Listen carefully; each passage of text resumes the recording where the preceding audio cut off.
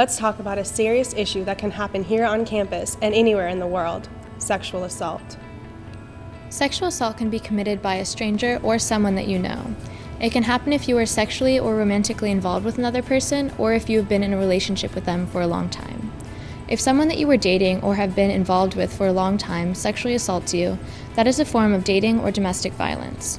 If your partner is not respecting your personal or sexual boundaries or pushes you to do things that you are not comfortable doing, their behavior may be a warning sign that they could try to sexually assault you.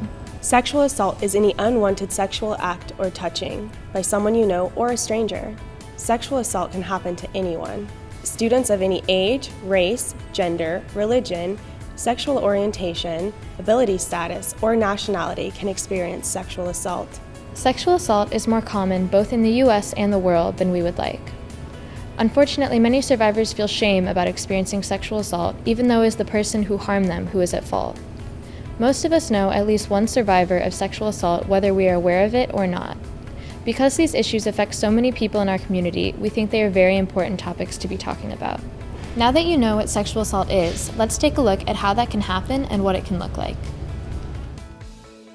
Any sexual act is sexual assault if it happens because of physical force, coercion, manipulation, threats, or intimidation. Physical force is any kind of unwanted touching that can sometimes hurt, but it doesn't have to. Coercion and manipulation means that you are made to do something by use of threats against you, or someone may try to intimidate you, scare you, or lie to you. It is sexual assault if someone continues to do something that you don't want to do.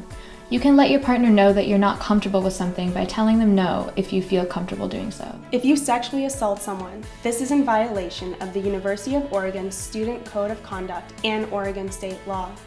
Let's see what sexual assault may look like when coercion and manipulation are used. So, I've really enjoyed spending all this time with you. Yes, me too. Oh. What? Don't you like me? Yes, I do, but I just don't feel ready to, I mean, it's not really such a big deal to fool around in America. I mean, you want to fit in, don't you? Just relax. You're going to have fun. Sexual assault can happen in many different ways, and this is just one example of what it can look like. In this situation, she was not comfortable and he didn't care. There was no consent. In other words, he did not have permission to kiss her or to remove her clothing. This is sexual assault. It is very important to ask for consent and to communicate with your partner about whether or not you are comfortable with what's happening, because if an act is committed against you that is sexual in nature without your consent, that can be considered sexual assault. So remember to check in with your partner at every step of a sexual encounter to make sure that you always have consent and that your partner always feels comfortable saying no.